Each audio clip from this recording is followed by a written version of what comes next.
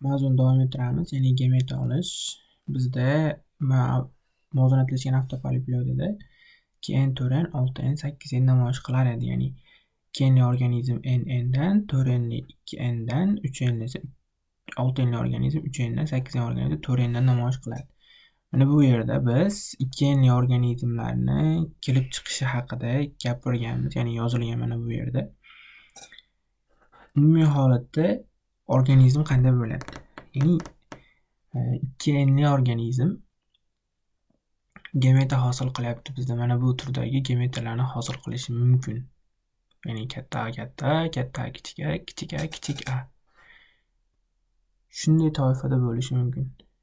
Endi har biri uchun gaplashadigan bo'lsak, aynan mana bu organizm ikki xil gen saqlaydi o'zida, mana bunday va mana bunday.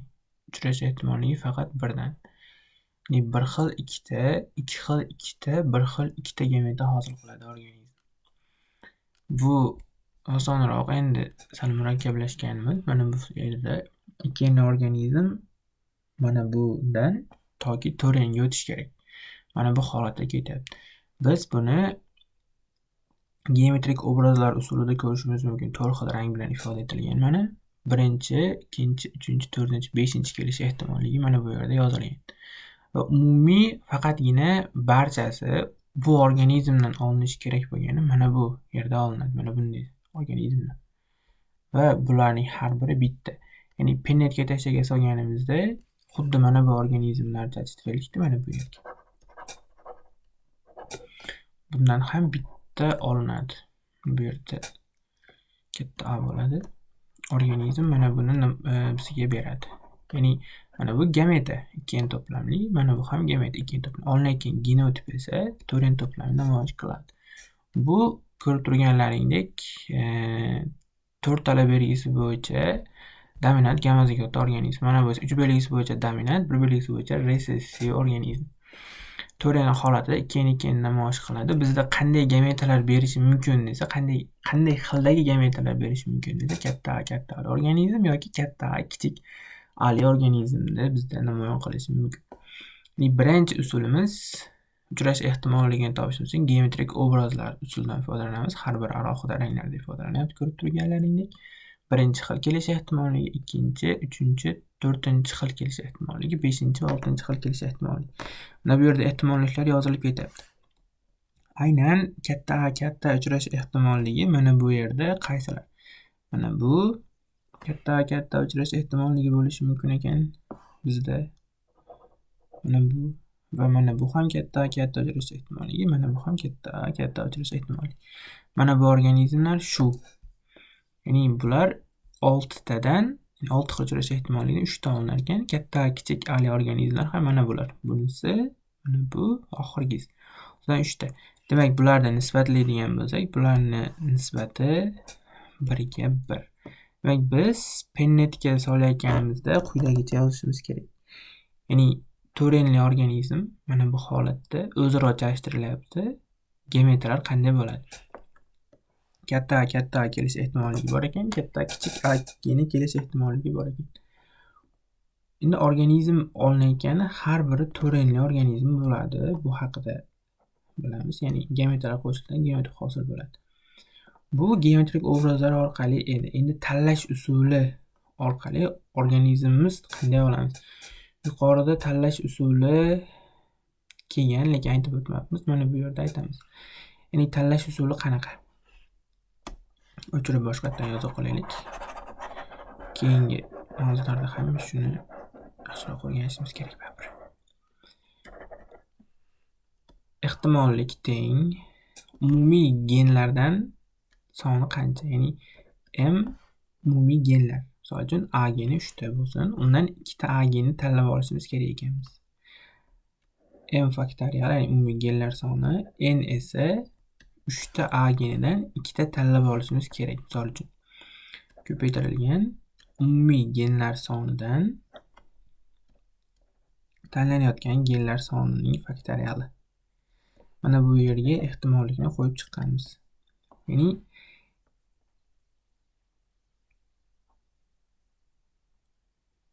hozir biz aynan kichik Kattani qo'ya qolaylik mana bu yerga. Umumiy 3 ta katta A genimiz bor bizda. 3, ya'ni 3 ning faktoriali taqsim bu organizmdan biz olishimiz kerak, ya'ni tanlab olgan ekanimiz 2 ta. Buni qanday hisoblaymiz? Tanlab olayotganimiz 2 ta ko'paytirilgan 3 dan 2 ni ayiramiz, ya'ni mana bu yerda umumiy genlardan tanlab olingan organizmni ayiradigan bo'lsak, 1 ning faktoriali chiqadi. Bu quyidagicha nima bo'ladi? 3 ning faktoriali degani har 3 dan 1 ni ayirib bir-biriga ko'paytirib ketaveramiz. Mana bu 2 ning ko'paygan 1 ning faktoriali 1 ning o'zi. Mana bu organizmlar qisqarib ketadi, 1 ni daxli yo'q.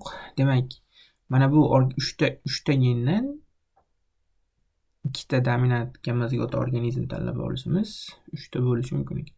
Va mana buni har birlari alohida. Ya'ni 3 ta organizmdan bitta A genining tanlash ehtimolligini endi ko'rib chiqamiz.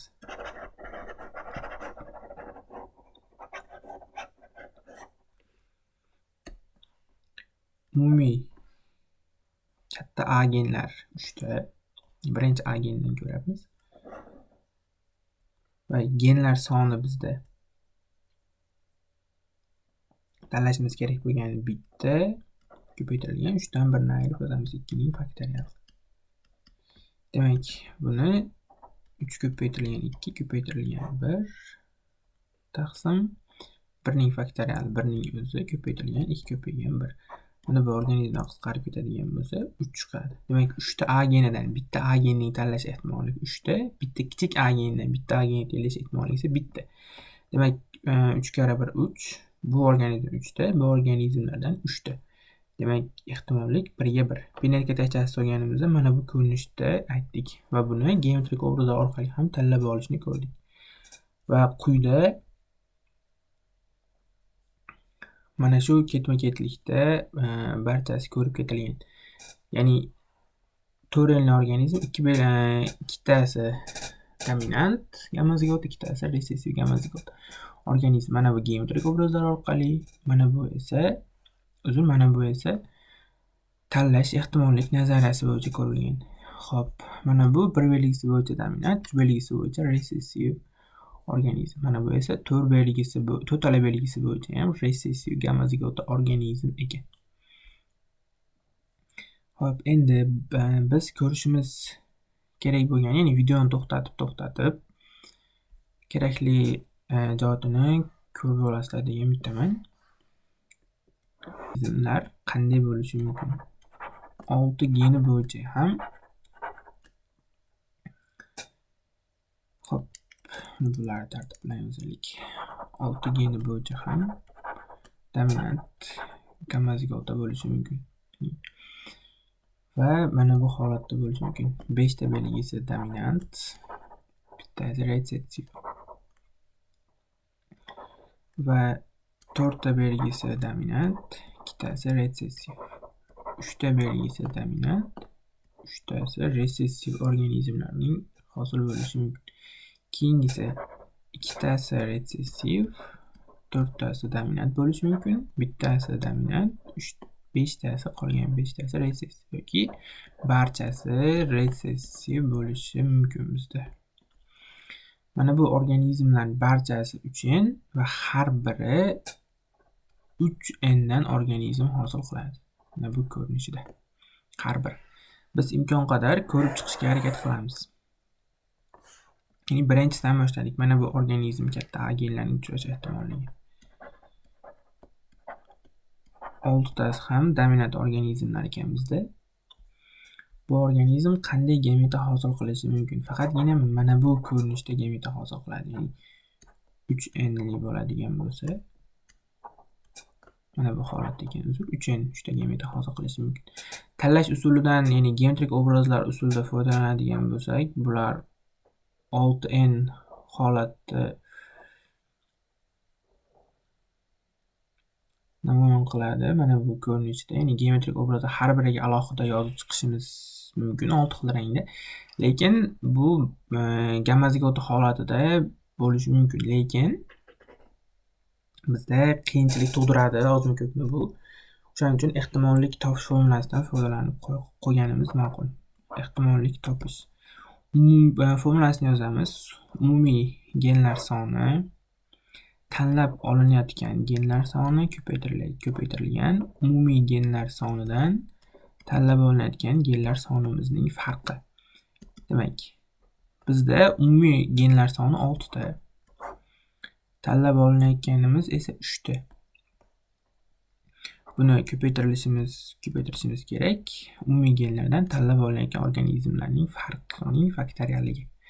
Mana bu holat. Demak, buni faktoriali 1 ayirib ko'paytirib ketaveramiz. Ko'plashning bittasi unda bo'lganligi sababli. 3 ko'paygan 2 ko'paytirilgan 1. Xo'p, mana bu organizm esa 3 ko'paytirilgan 2 ko'paytirilgan 1. 3 ko'paygan 2 ko'paytirilgan 1. Xo'p, endi qaysi organizmlar bizda yo'q bo'lib ketadi? Mana bu boshqa harf bilan belgilangan boshqa qalam bilan mana bular yo'q bo'lib ketadi. Mana bular bizda yo'q bo'lib ketadi. Bir ahamiyatsiz 2 qoladi. 3lar yo'qolib ketish natijasida mana bu yerda 2 qolyapti. Umumiy bizda hosil bo'lishi kerak bo'layotgan organizmlar, ya'ni tepada qolyapti faqat va pastda 12 marta. Mana bu organizmlardan 20 marta, ya'ni ko'ramiz nechta bu hosil bo'lishidan qat'iy nazar bizda umumiy organizmlar baribir 1 ga 1 chiqadi. Ya'ni 3 ta mana bu holatida 3 ta mana bu holatda olinadi. Ya'ni organizm mana bu holatida olinyapti va mana bu holatda olinyapti. 20 marta chiqdi misol uchun va buni haqiqiy nisbatlab qo'yadigan bo'lsak 1 ga 1. Ya'ni mana bu organizmlar ko'paytirilayotgan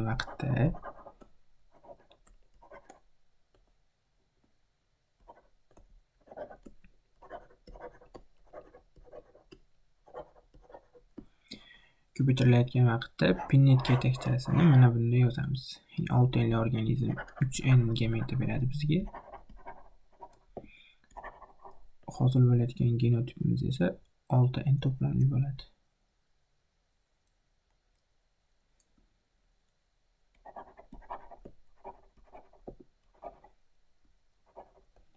Mana bu 3n to'plamli, bu 3n to'plamli hosil bo'layotgan genotip esa 6n to'plamni namoyon qiladi. Xo'p, bizga nima uchun 1 ga 1?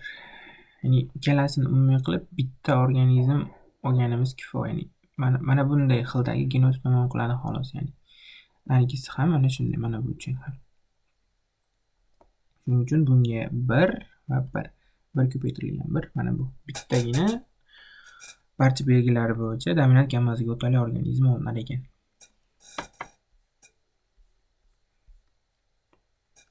Xo'p, endi keyingisini ko'rib chiqishga harakat qilamiz. 5 ta belgisi bo'yicha dominant gamma zigota, qolgan 5 ta belgisi bo'yicha dominant, bitta belgisi bo'yicha resessiv ko'rib chiqamiz. 5 ta belgisi bo'yicha dominant, bitta belgisi bo'yicha resessiv. Bu organizmlar bizda quyidagicha bo'linadi. Ya'ni 6n to'plamli edi, 3n va 3n ni namoyish qilib beradi. Va quyidagi xildagi gametalar berishi mumkin bizga. Katta A ko'rinishida,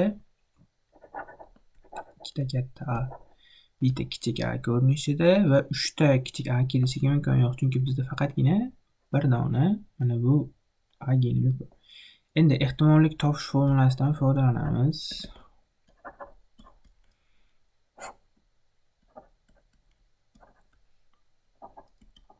Minus n ning faktoriali. Demak, birinchi mana bu 6 tadan 3 tani tanlab olish ehtimolligi. Umumiy organizmlar, umumiy genlar soni 6 ta emas, adashmam 5 ta ekan. Mana bu yerda 5 ta. 5 ta gen, 5 ta katta A gendan 3 ta genni tanlab olish ehtimolligi. 5 dan 2 ni ayiramiz. Mana bular faktorial ko'rinishda ko'paytirilgan 2 ning faktoriali. Bu bizda beradi 5 ko'paytirilgan 4 ko'paytirilgan 3 ko'paytirilgan 2 ko'paytirilgan 1 ni va 3 ko'paytirilgan 2 ko'paytirilgan 1 ko'paytirilgan 2 ko'paytirilgan 1 namoyish qilyapti. Endi bizda mana bu 3lar, bu 2lar qisqarib ketadi. Mana bu bilan bu qisqarib ketsa 2, birlar ahamiyatga ega emas va 10 ta. Mana bu organizmdan olish ehtimolligi 10 tani namoyish qilyapti. Mana bu yerda adashmagan bo'lsak, 3lar, 2lar, bir ahamiyatsiz. Mana bu qisqarib 2, 10 ta. Demak, mana bu A genidan uchrash ehtimolligi bizda 10 ta. Endi keyingi ehtimolni ko'rib chiqamiz. Alohida katta A genlarini va alohida kichik A genini ko'rib chiqamiz. Xo'p. Bizda ehtimollik 5 ta organizmdan 5 ta gendan tanlab olinayotgani 2 ta, bundan ayiramiz. Ko'paytirilgan 3 ning faktoriali. Xo'p, bu ham 10 chiqadi, nisbat 1 ga 1 olinadi. Endi qaranglar, ishlab qolamiz. 4 ko'paytirilgan 3 ko'paytirilgan 2 ko'paytirilgan 1 faktorial bo'lganligi sababli mana bu 2 ko'paytirilgan 1 ko'paytirilgan 3 1 ko'paytirilgan 2 mana ikkalasi o'rndan chiqib qoladi. Xo'p. Mana bular qisqarib ketadi, birlar ahamiyatsiz, qisqarib ketadigan bo'lsa 2. Aynan mana bu 5 ta A gendan 2 ta A genning uchrash ehtimolligi 10 ta ekan. Bitta A gendan bitta tanlab olish ehtimolligi 1. Natija qanday bo'ldi? Mana bu organizm, mana bu organizmlar 10 ta, bular esa 10 ta. Bular genetika testasiga solayotganimizda nisbatni 1-1 ko'rinishda olamiz. Ya'ni qanday? Olinayotgan, ya'ni chalshtirilayotgan organizmlar 5 geni bo'yicha dominant bo'lsin va o'zaro chalshtirilayotgan bo'lsin.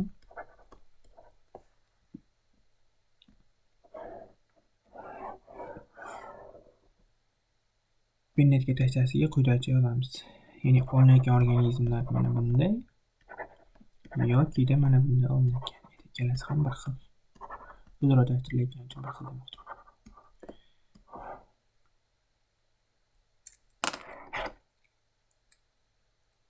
Xo'p. Bunday ko'rinishda, mana bunday ko'rinishda. Biz genetika tekstasida faqat eng kichik butun sonlar nisbatan ishlayotganimiz uchun mana bunga 1 qo'yib ketamiz. Keyingi darslarimizda genetika testasiga solish, masalalar ishlash haqida bafurja gaplashamiz. Faqat bu nisbatlar nima uchun kerakligi haqida gapirilayotgan bo'lyapti. Xo'p. Keyingi bizda mana bu 5 geni bo'yicha dominant edi. Hozir 4 geni bo'yicha dominant, 2 geni bo'yicha resessiv organizmdan gamet olish haqida gaplashamiz. Mana bu 6N'li organizm. Bu bizga 3N to'plamini namoyon qiladi mana bu yerda. 3N va 3N. Organizmlar qanaqa bo'lishi mumkin? 3 ta katta kelishi mumkin. Mana bu holatda kelishi mumkin va mana bu holatda ham kelishi mumkin. Lekin bizda mana bunday, ya'ni barchasi kichik A holatida kelishiga imkon yo'q. Mana bunday demoqchiman. Chunki bizda bitta kichik A allelimiz yetishmaydi. Endi har birini biz tanlashga qo'yib chiqamiz. Ya'ni qanday bo'ladi? 4 ta organizmdan 3 ta organizmni tanlash ehtimolligi. Birinchi ehtimollik bu yoqqa yozaylik.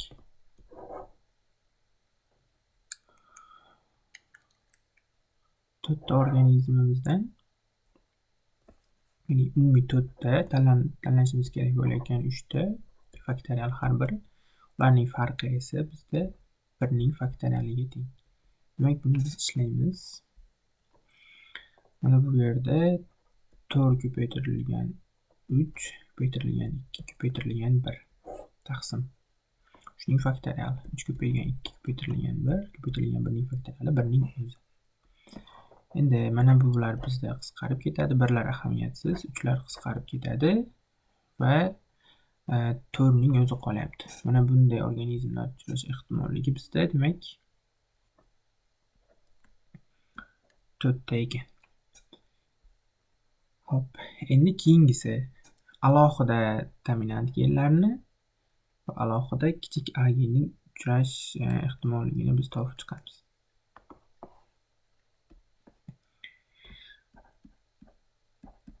Ikkinchi xil gametamiz uchun ehtimollik umumiy tanlanishi kerak bo'lgan umumiy genlar soni 4 ta, biz tanlayotganimiz mana bu 2 ta va ularning o'zaro farqi esa 2 ga teng. Demak, buni ishlasak quyidagicha ko'rinishni bizga namoyon qiladi. Ya'ni 4 ning faktoriali 4 ko'paytirilgan 3 ko'paytirilgan 2 ko'paytirilgan 1. Hop, 2 ko'paytirilgan 1 ko'paytirilgan 2 ko'paytirilgan 1. Hop, bizda mana bu organizmlar qisqarib ketadi. Tepada 2 va 6 ni namoyon qilib beryapti. Biz yozib turamiz hozircha 6 ko'paytirilgan deb. Endi ikkitadan bittani tanlash ehtimolligini ko'rib chiqamiz. Ikkitadan bittani tanlash ehtimolligi qanday? Ya'ni ehtimollik topish uchun ikkitadan bitta ko'paytirilgan 1 ning faktoriali. Bu esa o'z-o'zidan 2 chiqadi. Mana bu organizm esa ikkitadan bittani tanlash ehtimolligi bizda 2 xil ekan. Mana bu 4 tadan bittani tanlash ehtimolligini ko'rib chiqamiz. Uchinchi toifamizda 4 tadan bittasini ko'rish ehtimolligi. Xo'p. Bu organizmlar qanday bo'ladi? Ya'ni ehtimollik teng umumiy genlar soni 4 ta. Mana bu genlar soni haqida gapiryapmiz. Bu to'lasi. Tanlashimiz kerak bo'lgani esa bitta faktorial va 4 dan 1 ni farq bitilgan 3 ning faktorialiga teng. Buni quyidagicha yozishimiz mumkin. 4 ko'paytirilgan 3 ko'paytirilgan 2 ko'paytirilgan 1 taqsim 1 ning faktoriali 1 ning o'ziga teng ko'paytirilgan 3 ko'paytirilgan 2 ko'paytirilgan 1. Umumiy demak 4 xil chiqargan. Nimaga? Mana bu organizmlar qisqarib ketadi, birlar ahamiyatsiz va 4 ko'paytirilgan 1 4 ni beradi. Demak, alohida ko'paytiramiz deb gaplashganmiz. Dominant va resessiv allellarni mana bu holatda 4 chiqadi. Mana bu kichik a organizm esa mana bu yerda e'tibor beramiz. Ehtimolga qo'yishimiz shart emas. Ikkitadan tanlash ehtimolligi bitta. Ko'paytirilgan 1. Demak, umumiy organizmlar 4, 12, 6 kare 2 va 4 ni namoyon qilyapti. Bizda eng kichik butun sonlar nisbati kerak bo'lar edi. Shuning uchun bularni nisbatlab qo'yamiz. 4 4 ga bo'lsak 1, mana bu 3 va mana bu 1 nisbat bo'ladi. Endi biz pennetga tashchasiga solganimizda quyidagi ko'rinishni namoyon etamiz.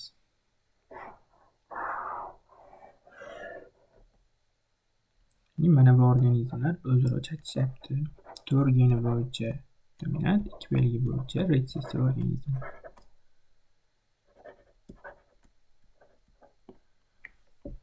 Xo'p, bu organizmlar qanday geometlar hosil qildi? 3 belgisi bo'yicha dominant bo'ldi, 2 belgisi bo'yicha dominant, 1 belgisi bo'yicha resessiv bo'ldi. 1 belgisi bo'yicha dominant, 2 belgisi bo'yicha resessiv organizmlar olinyapti. Ikkalasi o'zaro chalishtirildi, ya'ni bir xil toifada. Hop, biroz qiyshiq ketib qoldi. Mana bu organizmlarimiz uchrash ehtimolligi. Pennetga tashchasiga joylayapmiz.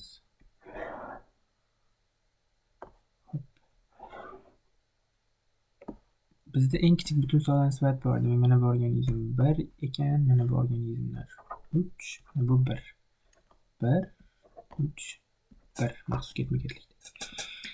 Endi har birini uchrash ehtimoli bir-biriga ko'paytiramiz. Mana bular 1 olinadi, mana bular 3, bular 1. Mana bu organizm 3, mana bu ehtimollik esa 9 organizm olinadi. Bu haqda bafurja keyingi darslarimizda gaplashib o'tganmiz.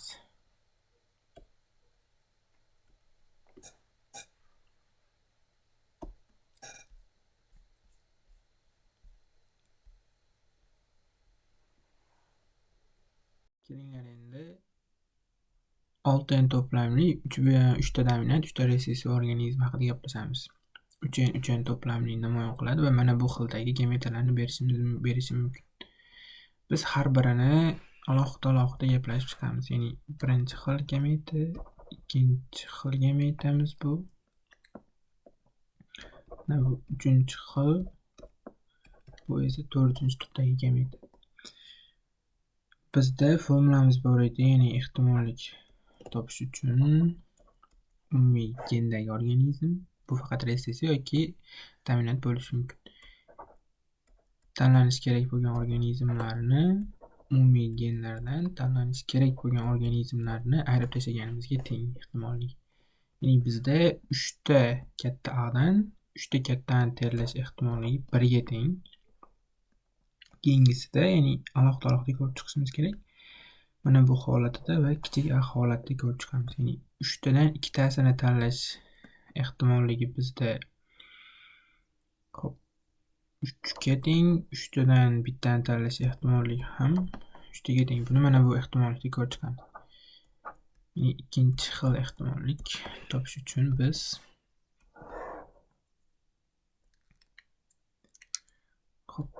organizmni topib olamiz. Ya'ni umumiy genlarimiz bizda 3 ta, tanlashimiz kerak bo'lgani 2 ta va 2 dan 3 dan 2 ni ayirib tashlaymiz. Bular faktorial ko'rinishida ko'paytirilgan 1 ning faktoriali 1 ning o'zi. Ya'ni mana buni ishlaymiz. 3 ning faktoriali 3 ko'paytirilgan 2 ko'paytirilgan 1 taqsim 2 ko'paytirilgan 1 ko'paytirilgan 1 faktorialning o'zi. Demak, mana bu ikkilar qisqarib ketadi. Uchlar ahamiyatsiz emas. Mana bu 3 birinchisi ko'rinyapti. Endi keyin kichik A ni ko'rib chiqamiz. Mana bu dominant A ning uchrash ehtimolligi bo'yicha edi. Endi ehtimollik kichik bo'yicha topib chiqamiz. Umumiy bizda kichik A genlarimiz 3 ta, tanlab olinayotganlarimiz bitta va farqi 2 ning faktoriali bu ko'rinishida. Buni ishlaydigan bo'lsak, mana bundan hech qanaqangi farq chiqmaydi va 3 ga teng bo'ladi. Va 3 ko'paytirilgan 3 ko'rinishida bizda namoyon bo'ladi. Mana bu ham mana shunday. Hozirgina ishladik. 3 tadan 2 tani hosil bo'lishi ehtimolligi 3 ta. 3 tadan 2 tani hosil bo'lishi ehtimolligi ham 3 ta. Buni bunday mana bunday ko'rinishda ham ifodalasak bo'ladi. 3 ta geni bor. Bu bilan kelish ehtimoligi bitta, bu bilan 2 ta, mana bu bilan bu kelish ehtimoligi 3-chi ehtimollikka teng. 3 tadan bittani tanlash ehtimolligi bitta. Organizmlar 1 9 9 1 nisbat. Bularning haqiqiy nisbati ham mana shunday hisoblanadi, ya'ni eng kichik butun sonlar nisbatida. Bizda 1 kelayotgani uchun. Endi Pinnet yetakchasida 3 ta dominant, 3 ta resessivli heksaploid organizmlar o'zaro ajrashtirilganda quyidagicha namoyon berishi mumkin.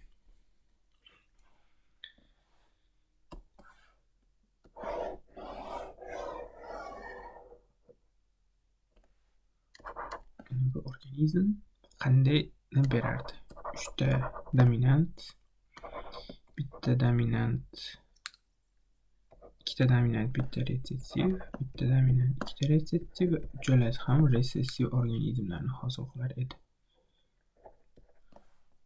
O'zaro ajrashtirilgani uchun xuddi shuni qaytaramiz.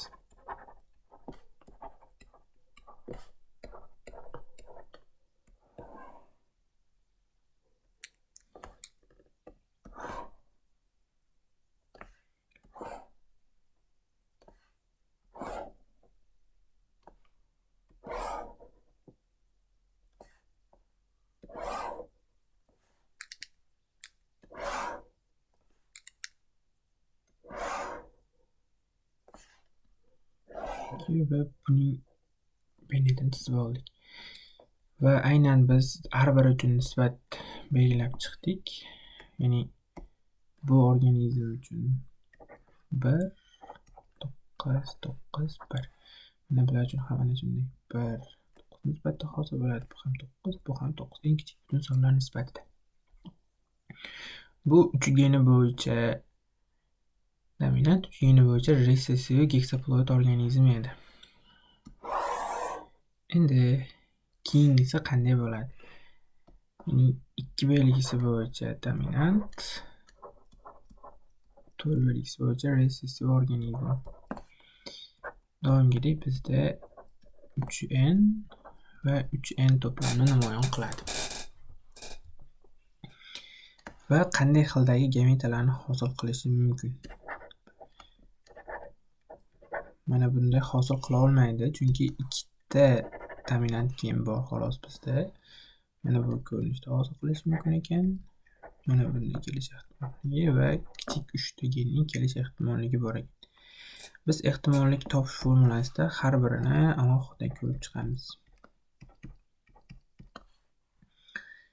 Xo'p, birinchisidan boshladik. Demak, ikkitadan ikkitani tanlash ehtimolligi bizda 1 ga teng.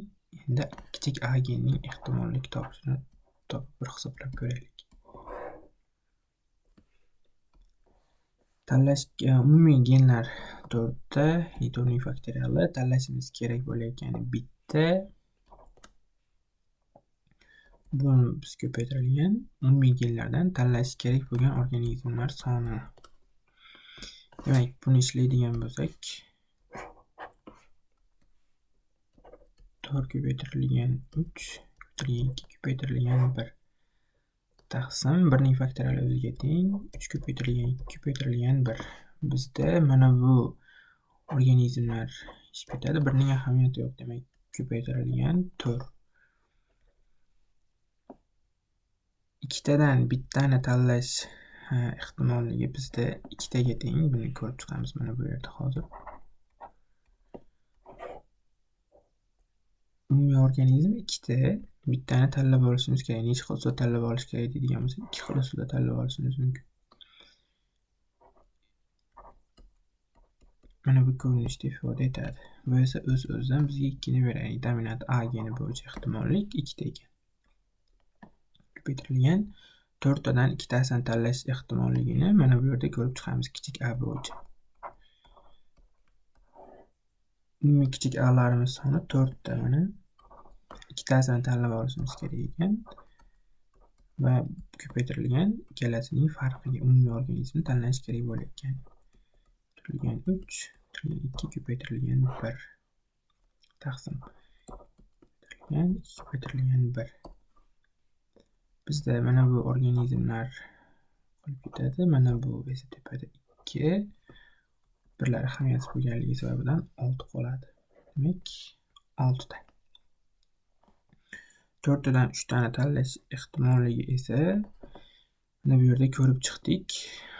Umumiy 4 taga teng bo'ldi. Mana bu yerda. Bu ham mana shunday. Ehtimolligi 4 taga to'g'ri keladi. 4 tadan 3 tani tanlash ehtimolligi.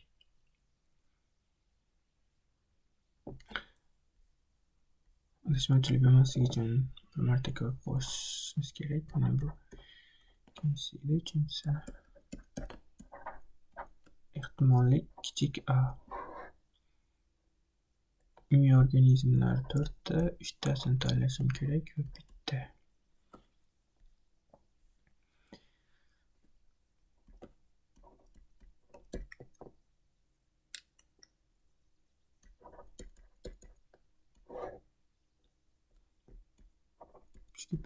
Ko'paytirilgan 1 ning faktoriali o'zi. Va buni qisqartiradigan bo'lsak, organizmlar ketadi, bir ahamiyatsiz va 4 ta qolar ekan. Organizm mana 4 ta. Endi biz nisbat eng kichik butun sonlar nisbatida yozishimiz kerak. Mana bu organizm 4 chiqadi. Bu 12 va mana bu esa 4. Bizdagi haqiqiy penetga solishimiz kerak bo'lgan nisbat uchun eng kichik butun sonlar nisbati kerak. Mana bu organizm 1,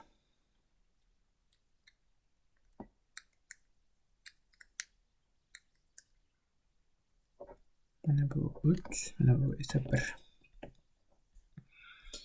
Penetga quyidagicha solamiz. 2 belgisi bo'yicha dominant, 4 belgisi bo'yicha resessiv organizmlar o'zaro chalishtirayotganda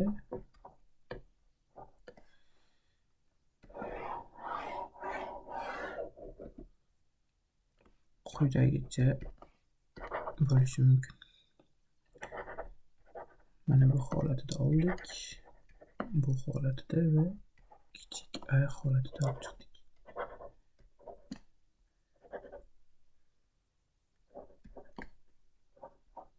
Uchta kichik a. Bularning o'zaro nisbati 1, 3, 1 nisbatlar namoyish qildi. Penetga mana shu ketma-ketlik asnosida olib chiqamiz. Xo'p, keyingisi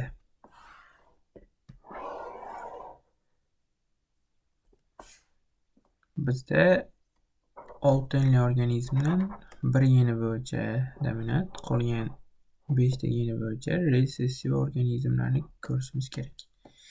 Bu o'z navbatida 3 ta organizm hosil qiladi. 3 gen hosil qiladi. Gematalar qanday bo'lishi mumkin? Mana bunday holatda bo'lishi mumkin yoki mana bunday holatda kelishi mumkin. Har bittasini ko'rib chiqamiz. Endi ehtimollik nazariyasi bo'yicha, ehtimollik topish formulasi bo'yicha birinchisi ehtimollik, ya'ni kattani topishimiz shart emas. Bittadan bittani tanlab olishimiz, bitta kichik ani topaveramiz. Mana bu yerda 4 ta organizmdan ikkitasini tanlab olishimiz kerak ekan, farqi esa 2 ga teng. Xo'p, 4 ning faktoriali 3, 2, 1 taqsim 2 ko'paytirilgan 1, 2 ko'paytirilgan 1. Xo'p, mana bu yerda qisqartirib tashlaymiz. Organizm bu bilan bu qisqarib ketsa 1 ga 2. Demak, 5 ta katta A genidan 2 tani tanlab olishimiz kerak edi, lekin mana bu yerda xato qildik.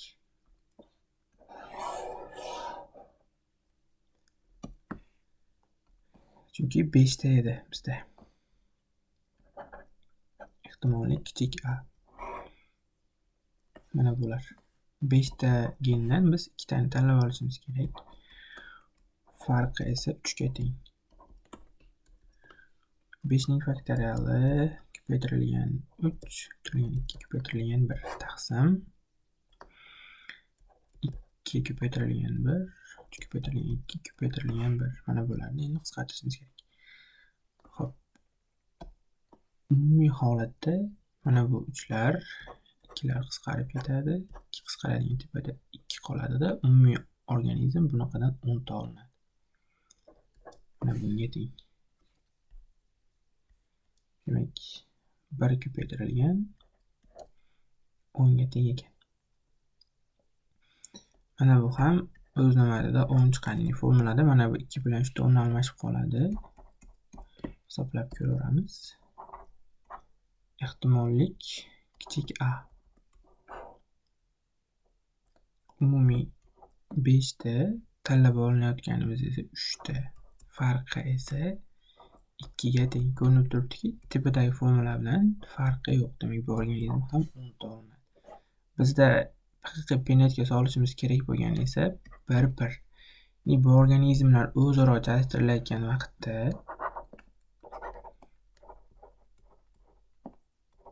mana bu organizm 5 organizmlar quyidagicha bo'lishi mumkin.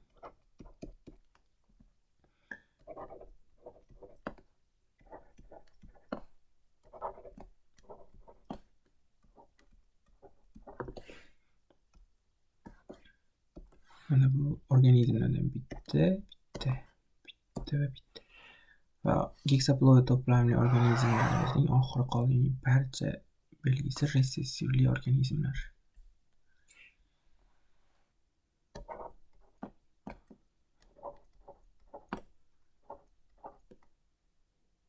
Barcha belgisi bo'yicha resessiv. Bu ham 3n endi namoyon qiladi.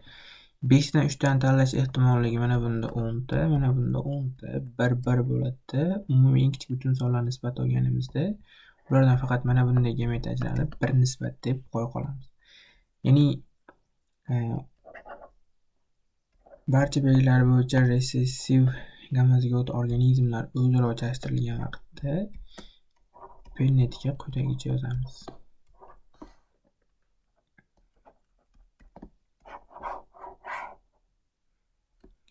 Mana bu 3 holatida va mana bu o'yin holatida. Mana bu organizmdan, ya'ni birinchi organizmdan 3 ta resessiv olinyapti xolos va 6 endi namoyish qilib beradi. Bu 3n, bu 3n. Olinayotgan genotip esa 6n to'plamligini beradi bizga.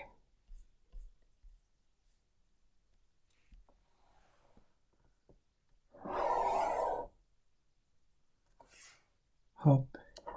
Endi 8n bo'yicha ko'rib chiqamiz. Umumiy holatda organizmlar 8n holatida qanday bo'lishi mumkin?